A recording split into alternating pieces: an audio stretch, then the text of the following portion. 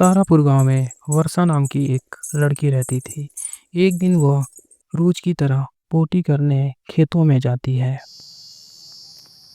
अरे बड़ी जोर की पोंकी लगी है, कहाँ करूं?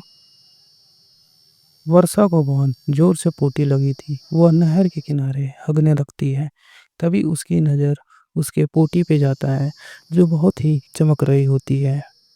हाय भैया, मेरी टट्टी इतनी चमक क्यों रही है? मैंने सोना तो नहीं आया। अब क्या करूं? मैं अभी इसको छुपा देती हूँ। बाद में जब टट्टी सूख जाएगी तो देखने आऊंगी। वर्षा शाम को अपनी पोटी देखने के लिए आती है, जहाँ पर उसने पोटी किया था। अरे, मैंने तो सोना आगा है। ये तो सोना है। अब मैं अमीर बन जाऊंगी।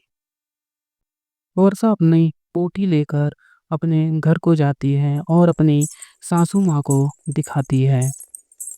अरे माँ जी, देखो मैं क्या लाई हूँ।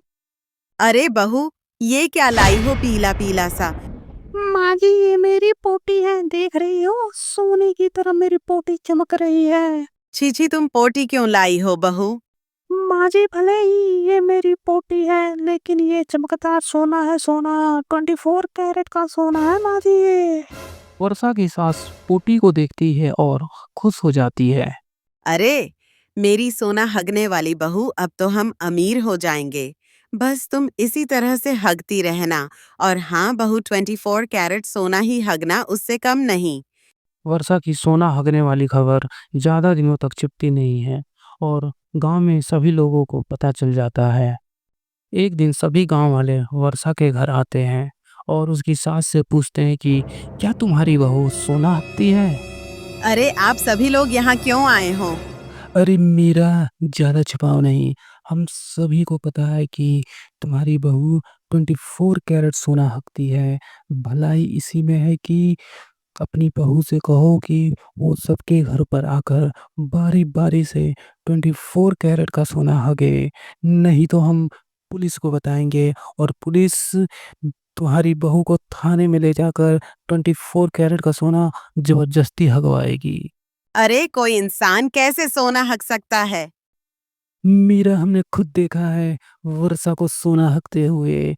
उससे कहो कि बारी बारी से आकर हम सभी के घर पर हगे। नहीं तो हम पुलिस बुलाएंगे और पुलिस फिर वर्षा को मार मार कर सोना हगवाएगी। ठीक है, कल से वर्षा सबके घर जाकर हगेगी। तुम सब अपने घर जाओ।